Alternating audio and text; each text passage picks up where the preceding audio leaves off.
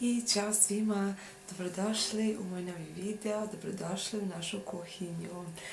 Dugo se nismo vidjeli i danas pravimo jedno super jelo, naravno ostanite do kraja sa nama, vidjet ćete o čemu je reč. Danas pravimo jedno super zimsko jelo. Napolju je oblačno, poprilično hladno, vikend je i što drugo preostaje, pravimo sarmu, naravno. I vrijeme je pravo kiselog kupusa.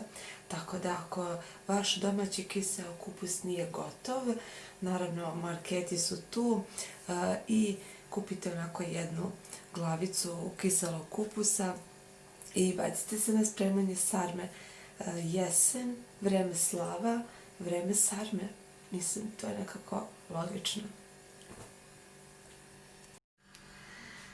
I evo nas, startujemo sa pravljenjem sarme. Ovako, kao što sam već rekla, ko nema spreman domaći kiseo kupus, ako ste ga skoro stavili da se kiseli i nije dovoljno kisel, nije dovoljno spreman za ovo jelo, ništa, tu su, kaže, marketi, prodavnice u kojima trknete, kupite ovako jednu glavicu kupusa, koja košta, sad zavisi od veličine, ovo je na primjer 200 dinara. Tako da možete da nađete ovako u cijeloj glavici, a možete da nađete već u liskama. Tako da ja ću ovu glavicu lepo list po list da odvojim. Evo sad ću da vam pokažem. Mogu vam reći da super miriše. Ovako, bukvalno je u cijeloj glavici. Uzimamo nož i redom idemo, sečemo lisku po lisku. Kada odvojimo jednu po jednu lisku, veoma je bitno da sa strane ovaj gornji deo korena vrlo malo, zavisi od potrebe, samo malo skinemo, obrežemo nožem. Jer prilikom savijanja sarme ovaj deo treba da bude jako savitljiv i da kažem da se lepo sarmica savije i upakuje. Zato je veoma važno da ne bude baš toliko debelo ovde da puca na tom delu. Tako da vidimo kako je stanje. Ovde zaista nije ništa preterano. Mi ćemo vrlo malo skinuti ovog dela ovde. I naravno tako sve lisku po lisku. Naravno sve te liske odvajamo u jednu posebnu posudu. Tako da idemo sada sve lepo redom, jedno po jedno. Naravno, celu glavicu kupusa smo, kao što sam vam objasnila, uredili i sredili. I naravno, ima tu onako lepih, manjih, većih liski. Na kraju sam namjerno ostavila ove manje liske, ove, da kažemo, u koje nećemo uvijati meso, to jest nećemo praviti sarme. Ovakve male liščice stavljamo dole po dnu šerpe u kojoj ćemo zapravo da kuvamo sarme i da zapravo se sarme tu kuvaju. Ove najmanje ličice upravo tako tu poredamo. Upravo za to preko gotove savijene sarmice ćemo preko da stavimo da nam ne bi zagorelo. Jer uvijek je lepše da ima dole podloga nego da se sarme kuvaju u vodi, ali direktno na šerpi. Tako da mi ćemo lepo da njih ušuškamo ovako u jedan sloj liskih kupusa. Naravno možete ovdje ubaciti ko voli suva rebarca ili tako nešto još dodatno od mesa, tipa slaninica neka dole da se isto naslaže i onako baš lep ukus daje sarmi tokom kuvanja. Zaista se to super osjeća. Nakon što smo ovo sve lepo obavili, sada idemo na sljedeći deo, a to je mleveno meso koje spremamo. I evo sada smo uzeli ovako jednu šerpu, dosta smo onako u nju fino nasuli ulja. To stavljamo na šporet, uključimo na trojku i ovdje smo iseckali 2 glavice crnog luka. Prvo ćemo taj crni luk da propržimo, zato ga odmah dodajemo ovdje u ulje, u šerpu sa uljem. to ostavimo malo da propržimo, čisto malo da, ne mora skroz da porumeni, ali čisto malo, minut, dva. I onda zatim dodajemo u to mleveno meso, svinjsko i juneće, 300 grama jedno, 300 grama drugo, što ukupno 600. To zatim dodajemo ovdje u luk. I dok nam se luk ovako lepo prži, ja ovdje dodajem sada ovo mleveno meso.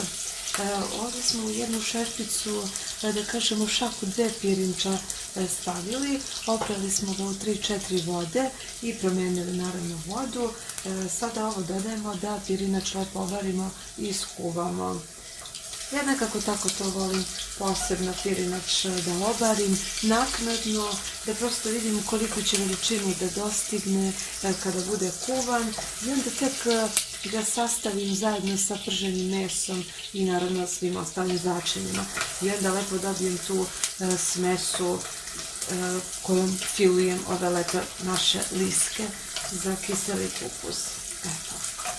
Tako da, pošto ćemo naravno meso dodatno još svakako lepo pržiti, ja ću ovo sada lepo da dodam i da mešamo. Da se sve lepo prži i sjedini.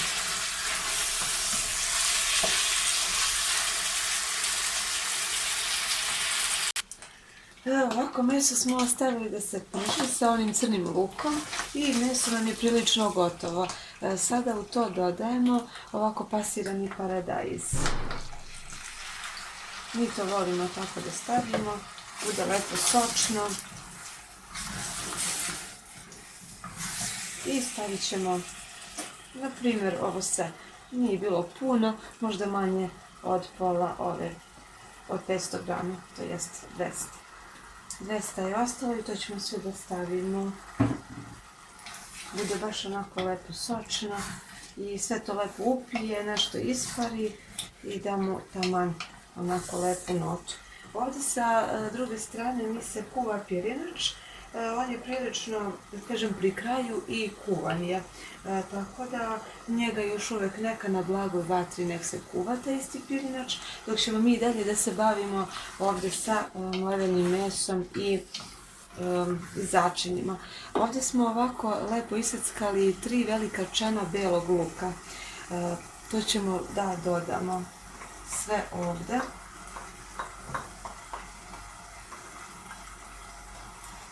Taj beli luk. Onda ćemo da dodamo crni mleveni biber. Onako po ukusu dodajte koliko ko voli. Nije ništa pretjerano, ali opet čisto da bude onako lepo i prijatnog ukusa. Naravno, onda ćemo da sljedeće što ćemo da stavljamo malo prstohvat peršuna, peršun suvi list. Ovako ćemo malčice.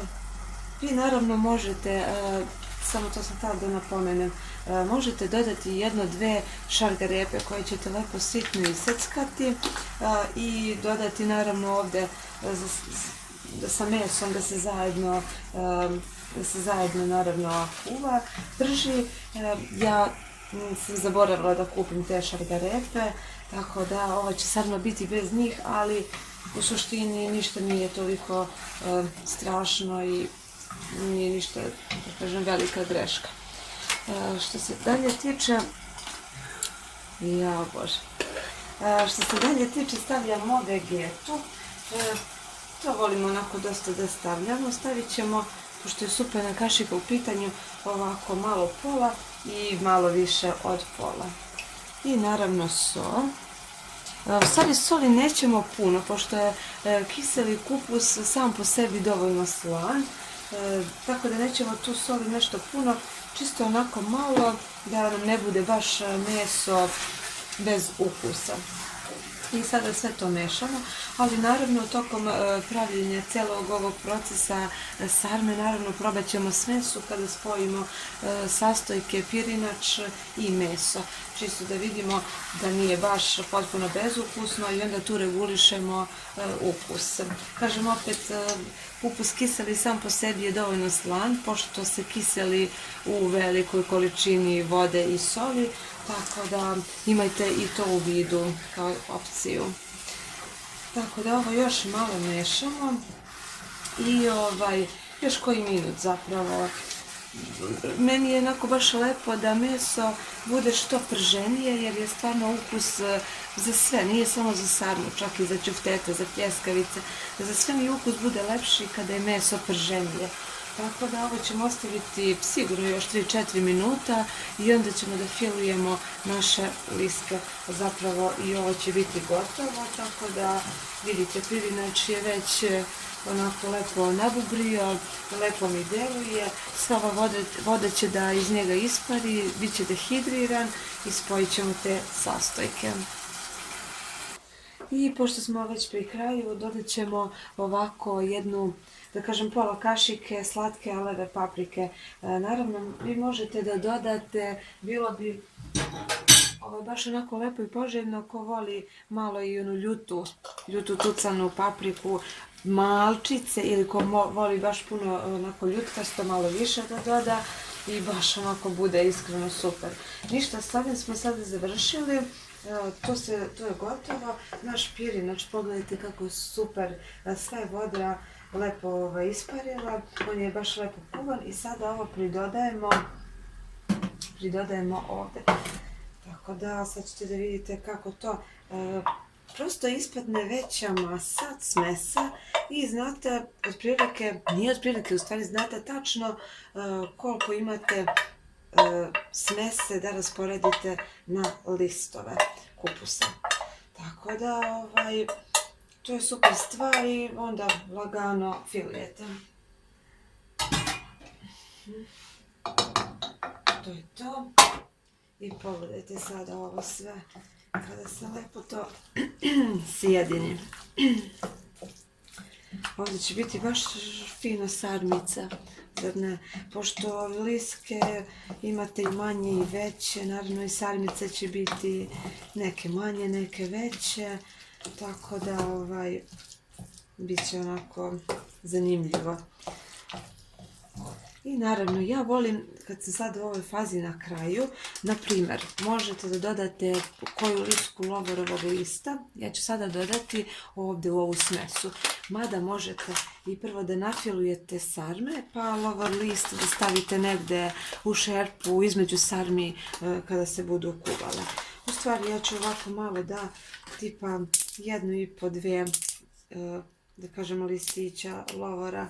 Ja ću to ovako da isitnim i da sve pomešam i prosto kad budem filovala naći će se naravno lovor list u nekoj od sarmi. A prosto i u toku kuvanja to prosto zamiriše, sve se to lepo sjedini i cela šerpa miriše. Tako da nema to veze što se nađe u nekoj samo sarmi.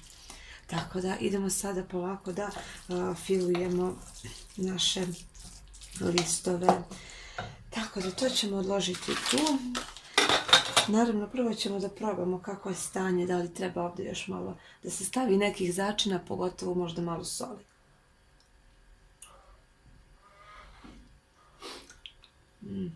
Iskreno, ne. Nema potrebe više ništa da se stavlja. Dobro, ajde, osim vrlo malčice još soli. Tako da, znam da doktori ne preporučuju toliko da jedemo slano, ali ne vredi. Mi smo takav narod, volimo slano, pa to ti je. Tako. To je što se tiče toga. Naravno, tu sada na scenu nastupa ono sa početka što sam vam rekla da smo liske postavili. Tako da, liske dole smo postavili neke stare, neke onako koje su baš za ovo, koje nisu onako lepe na oblik. I što sada radimo? Uzimamo list, do duše, ovo je baš onako veliki. Uzet ću neke onako finije, manje, da mi budu sarmice što otprilike moguće iste veličine. Stavljamo na ruku i sada uzimamo cijelu ovu smesu, znači fila. Ja neću preterivati, sasvim dovoljno ovako jedna, da kažem, kašika i lagano umotavamo. Ovo je moj, da kažem, način umotavanja. Sad svako ima neke svoje načine i kako je navikao i naučio. Ja sam ovako. I pogledajte kako lepo ušuškana i nema nigde da izađe, da iscuri, da... I sada ovako ovu sarmicu, naravno ovaj deo što smo preklopili i ušuškali meso, stavljamo do kraja, to jest ovako do ruba šerpe, kako bi nalili vodu i preko stavili, na primjer, neku šerpu ili neki poklopac i tu vodu i tokom kuvanja da se ne bi otvorile, da se ne bi prosto meso prosulo po šerpi. Tako da, idemo dalje. Ovo su u suštini sve onako veće liske, ali ajde, nema veze. Tako je kako je. Isto stavljamo isto otprilike količinu smese, umotavamo i tako sve redom dok ne ispraznimo ovu smesu. Znači, liske ćemo koristiti sve dok ne potrošimo meso. Naravno. Tako. I sada sve ovo lepo poredamo po našoj šerpici. I sve smo sarme završili. Ovdje imamo dva reda ovako lepo uvijenih sarmi. Naravno, sada je veoma bitno ko ima neki lep mali poklopac ili ovako neki tanjir, samo preko ovih sarmi lepo stavite i u ovoj, da kažemo, šerpi gdje je bila ona smesa sa mlevenim mesom, mastima, uljima, začinima, dolijemo vode i onda lagano sipamo u ovu šerpu da kuvamo naše sarmice. Onako lepo da prosto pokrije koliko je moguće gore preko. I ovo se sve lepo kuva. Ja ću lepo da mi je lepo sve pokrije ova tečnost sarmice i kada sam to uradila, vidite, ove sad sarmice nemaju kud. Na laganoj vatri se kuvaju. Lepo smo stavili ovo kao dodatni neki poklopac, koliko toliko da ih štiti, da se ne odmotaju tokom kuvanja. I sada ih poklapamo sa poklopcem i stavljamo na šporet. I one se kuvaju, znači, baš na laganoj vatri. Što duže, to bolje. Znači, što se tiče ovih ovako kuvanih jela, sarma, na primjer pasulj, sve to što treba duže da se krčka, drveni šporet, to jest smederevac ili tako nešto, je idealan i mnogo su ukusnija jela, mnogo se to lepo spremi kad onako u uglu, ne na jakoj vatri, ali na srednjoj vatri, onako na smederevcu se to krčka satima. Što se tiče naše sarme, ona će se krčkati sigurno nekoliko sati na dvojci, na primjer, kod mene šporet je do 3, neka bude na 2, neka ćemo pri kraju tamo smanjiti čak na 1,5, ali bitno je da je onako lepo što duže to traje krčkanje. Tako da mi smo sa tim završili i čekamo naravno da se skuva. I izvadili smo da probamo ove dve sarmice koje su se kuvale 4 sata. Na laganoj vatri, dvojka je bila u pitanju, posle smo smanjili na 1. I da vidimo kakav je presek ovi sarmice. Evo, pogledajte. To bi bilo to. Prijatno.